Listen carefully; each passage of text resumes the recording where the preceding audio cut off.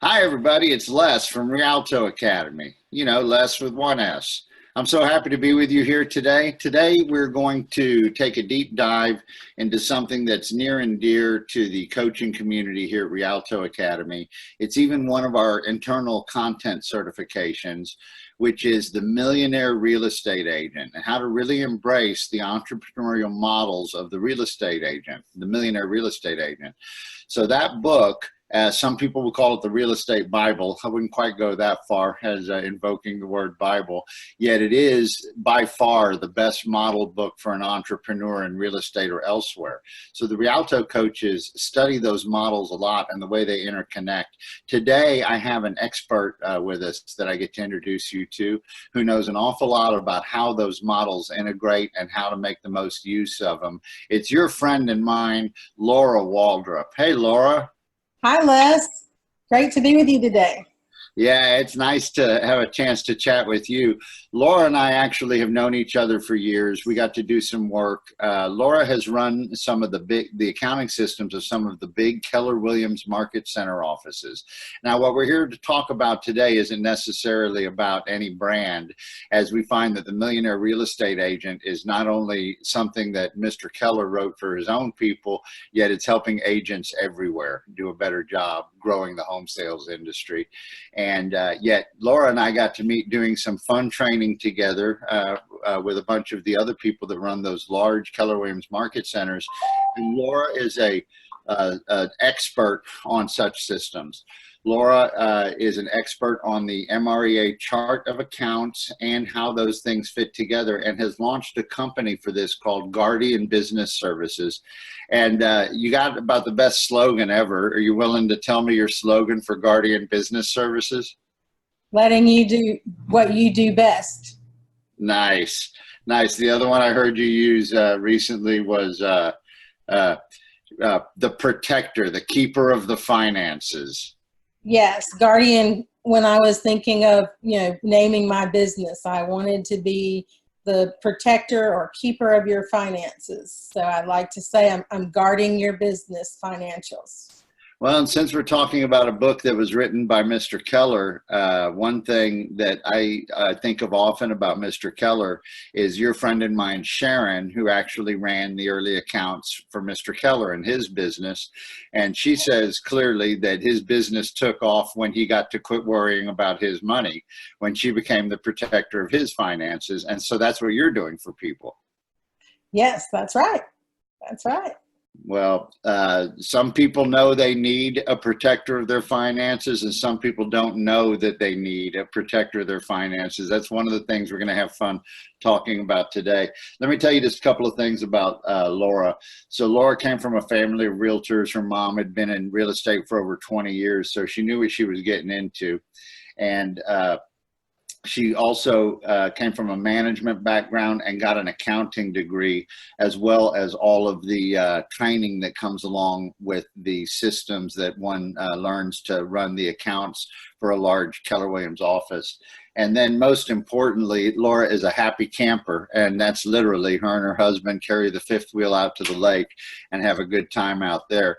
So she's a living, breathing example of somebody who runs a business and organizes their accounts in such a way that she still has a robust personal life.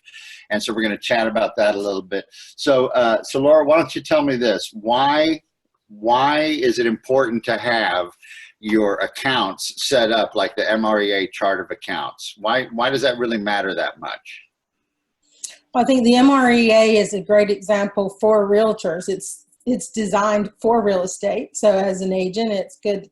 And it's also important because you can determine your cost of sales and your expenses, and it allows you to compare to industry standards of other agents and the best practices, the research from the MREA too. They give us some good averages and standards to look at using the MREA Chart of Accounts. Yeah, and a thing that you made me aware of that I hadn't really thought of, or you caused me to think of it in a new way when we were chatting about this before, was that if you aren't fully set up in the MREA Chart of Accounts, you probably can't take full advantage of the four main models.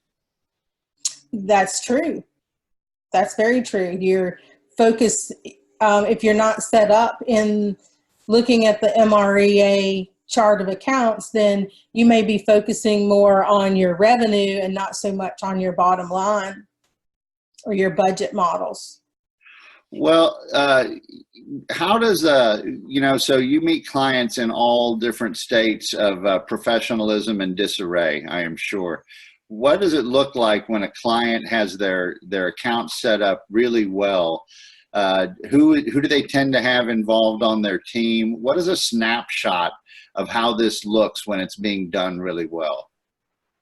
So when you have someone who's doing the bookkeeping and keeping track of your expenses and you're reviewing your P&L on a monthly basis, then you also have a CPA who's helping you with your taxes. It makes taxing easier. They have a banker, and they also have somebody who maybe pays their bills, so they're keeping up with everything. You know, when you describe that, I hear the truth that we know and that we all depend on from the millionaire real estate agent models. Yet I'm also hearing tones of Robert Kiyosaki, who makes it very clear that you're going to end up with a team like this when you're successful. Go ahead and plan for it and start identifying that talent. So there's a lot of evidence for what you're doing. I know that most of your client base is in the, say, 200,000 to million GCI range. Am I pretty close on that? Yes, that's correct. Well, it's interesting that I have asked some clients about your service before, about the importance of this service, and they'll say, well, we just don't think we're having that big of a problem. And I'll say, how big of a problem do you think you're having? 1%, 2%? And it's fun if they admit that if being imperfect people not entirely set up with your service, that it's quite possible they have a 1 or 2% discrepancy in their expenses. And it's fun to point out to them that's $20,000. Right. How quickly it adds up. Yes, it does add up. Those small expenses that you aren't watching or paying attention to, they can certainly add up, and you can add some great value to your business and even support to your staff by eliminating some of those expenses that are small in number, but they add up. Yeah, not only the total yet, how is that an influence on staff? How's that a positive influence on staff as well? Well, sometimes you're paying for something that you're not necessarily using, and you could translate that savings into adding a few extra hours for your part-time help to do something else for you, to give you more leverage. Or it could give your staff more leverage to have a software or a tool that they want that they aren't paying for because of things in the budget. So sometimes we can cut expenses in one place in order to be able to add some leverage in another place. You paint a really great picture of every dollar in living in the place where it does the most good for the business.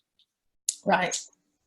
That's impressive. Well, one thing that confused me that one of the reasons I was looking forward to interviewing you about it, Laura, is it kind of confused me how many smart people we know doing well in the industry and why everybody at their level isn't set up. Everybody doing $500,000 in GCI, give or take. How come they're not all set up in the chart of accounts already? And you had a hypothesis for why some of these very smart people miss that. I think some of our top agents really gauge their success maybe on their GCI or volume or units that they're doing, because that's where we set our goals a lot of times. But being a business owner, that success in a lot of cases is more about the profit, the bottom line, how much you're taking home, how much you're able to put towards your big why, or saving for those things that are important to you on a personal level. I think you're right, and I can remember when I first started working with the KW community, and I think this is true across all brands, that the agents, when they get mega and they start doing really well, they're pretty much just tracking production increase. Yeah. Yep. A lot of times they are. They're focused on that. So if there's a big old hole in the bucket or something like that, they're busy saying, hey, we grew by another $100,000 in GCI this year, not recognizing they may have, have a 20% hole in that bucket or something like that. Well, and expenses can creep up as that GCI goes up. A lot of times we're not seeing because that's not where our focus is. Well, and this is where it gets entertaining for me, is you and I were talking about some of the crazy stuff that, and all of you out there that have not had your accounts reviewed, you probably have 2 or 3 accounts. And if you haven't had them reviewed, let's just go ahead and admit that you might have crazy stuff in them, okay? And Laura's told me about some of the crazy stuff she's seen, and in my coaching experience, where I've had clients review their P&Ls live with me on the line, I have noticed there's some pretty crazy things people can miss if they haven't taken a good look. Am I right? That's very true. Yep. One of my favorite ones that you told me about was people that purchase subscriptions for lead gen sources that weren't trackable and maybe were never activated. I thought that was a good one. Right. I do. I see sometimes they have multiple lead sources and they forget, they even lost track of the fact of which ones they're paying for sometimes when I'm setting these up. And we've been able to cut some out because they weren't actually utilizing them. Obviously, they weren't leads coming in.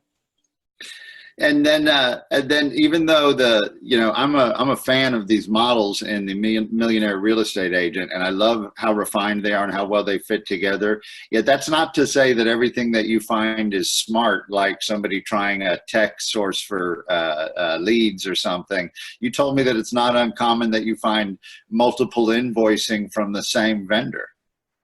Right. Sometimes I've seen multiple accounts with the same vendor where they open up an account and the agent doesn't realize that they have 3 accounts.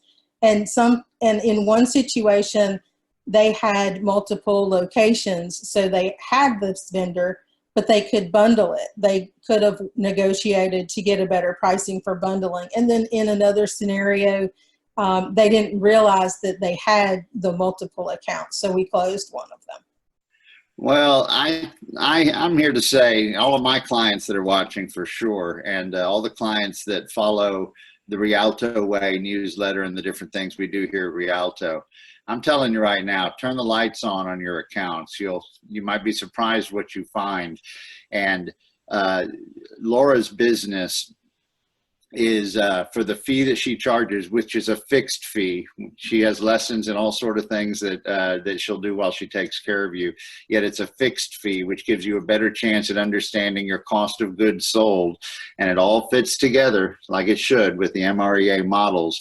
Yet it's hard to imagine that you're going to ever think of Guardian Business Services and having your chart of accounts built out in the appropriate way by a professional like Laura. It's hard to imagine you're going to end up thinking of that as an expense. You're going to end up thinking of that as leverage, because for her nominal fees, her low fees, for you to save 1 or 2% or more out of your budget. We ran across one example. Laura and I were trading war stories about things we have found in people's expenses before. And Laura, I found that one accounting expense that erroneously was costing a client $18,000 a year. That's one right. item. Yep, that's exactly right. That was, I think that was the training software and triennial. I'm not saying that right. Yeah. Yeah, right. And the service was totally open to reconciling, and the client totally wanted to be able to use the services. Yet until they turned the lights on, they had no idea. No one had any idea that huge amount of money was just evaporating and going nowhere to help nobody. And that's the sort of thing you're going to get if you get your account set up through Laura's business. So let me remind you a couple of things. So the name of Laura's business is Guardian Business Services, and it's spelled just like you would think, and that's the website, guardianbusinessservices.com. And Rialto recommends this company to you. Get your chart of accounts set up so that you know really what's going on with your money and you can be accountable. One way I like to motivate our clients about this is that there are many food banks in America that can feed 14 meals for $10. And so I'd like you to think of your own expenses and $10 increments. And one thing Laura and I were chatting about is some of our wealthy friends are extra good about knowing where every dollar went. It's kind of funny that the wealthier they get, or maybe because they, one of the reasons they got wealthy is because they know where every dollar went. So be somebody who knows where every dollar goes and integrate into the models of the MREA. To get a hold of Laura, she's not hiding. You can go over to guardianbusinessservices.com, or of course you can always send a note here to me at Rialto. That's Les with one S at rialtoacademy.com, and I'll be happy to connect you over to Laura. And Laura, you have room to accept new clients right now? I absolutely do. Okay, excellent. And as you can imagine, building out accounts takes a little bit of time. So there's no time like the present. I'm reminded of the adage we love around here, which is, when was the best time to plant a tree? 20 years ago. When's the second best time to plant a tree? Well, that would be today. All right. So plant a tree today of understanding your accounts. Laura, you're so nice to share your expertise with us. Can we get you in for another interview and talk about some of the things you solved here towards the end of the year? Yes, I'd love that, Les, and I appreciate the opportunity to speak with you today. It's been great, and I'd like to give a shout out to my coach, Mike Horwitz, who I have gotten a lot of great value from in the last few months. We've been working together. That is very generous of you. I'm also a fan of Coach Mike Horwitz, one of our great Rialto coaches, who incidentally is certified, content certified through Rialto for all of the millionaire real estate models. So I'm not surprised that y'all are having a great run together. Well, thank you very much, everybody. We will see you in another interview sometime soon. Thank you so much to Laura Waldrop from Guardian Business Services. Go take a look. You'll be glad that you set up your accounts. And we'll see you all soon. Bye-bye.